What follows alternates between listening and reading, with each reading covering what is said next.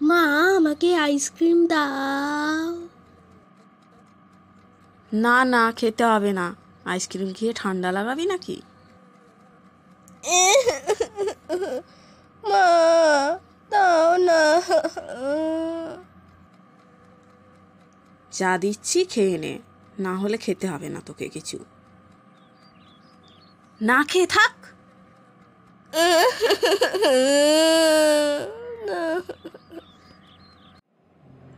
মা, আমাকে একটা জামা কিনে দাও। না, বাড়িতে অনেক জামা আছে, ওইগুলোই পর। এই তো কয়েকদিন আগেই দিলাম, আবার চাইছিস কেন?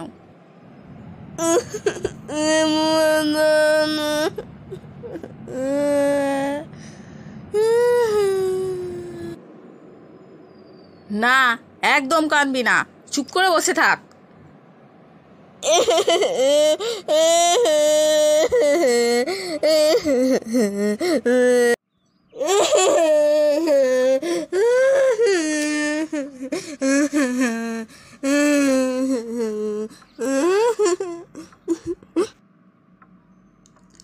দিদি, তুই কাঁদছিস কেন রে?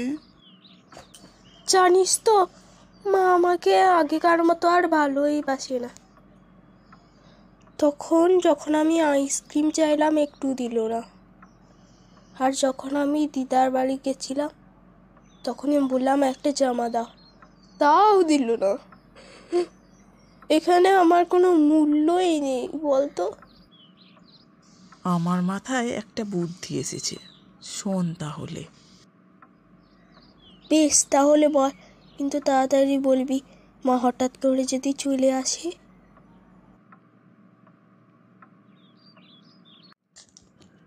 তোর দিদি কোথায় রে? সকাল থেকে দেখতে পাচ্ছি না, কোথায় গেল কে জানে, তুই জানিস? না মা, আমি তো দেখিনি দিদিকে। এক্ষুনি দেখছি দিদি কোথায় আছে। মা, মা, কি হয়েছে, কি হয়েছে? মা, দিদিকে সারা বাড়ি খুঁজে পেলাম না, আবার কি হবে? আমার বাচ্চাটা কোথায় গেল রে? দেখলি তো দিদি, আমার মাথায় কত বুদ্ধি আছে। হ্যাঁ রে আমার মিষ্টি বোন।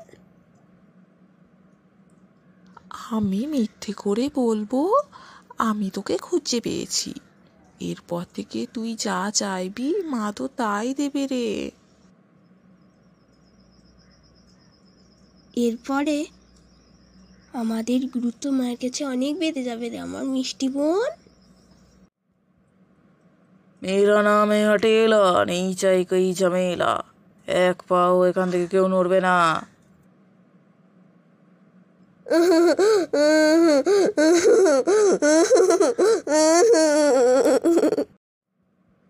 তোর সাহস কি করে হয় আমার মেয়েকে আটকে রাখার? আমি পুলিশকে ফোন করেছিলাম, পুলিশ আসছে তোকে ধরতে।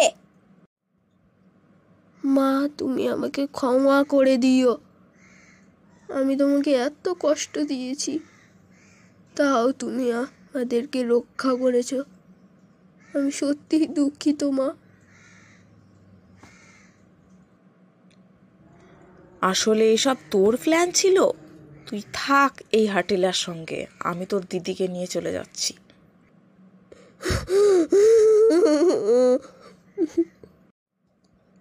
চল তাড়াতাড়ি বাড়ি চল, তোর বোন ওই হাটেলার সঙ্গেই থাকুক।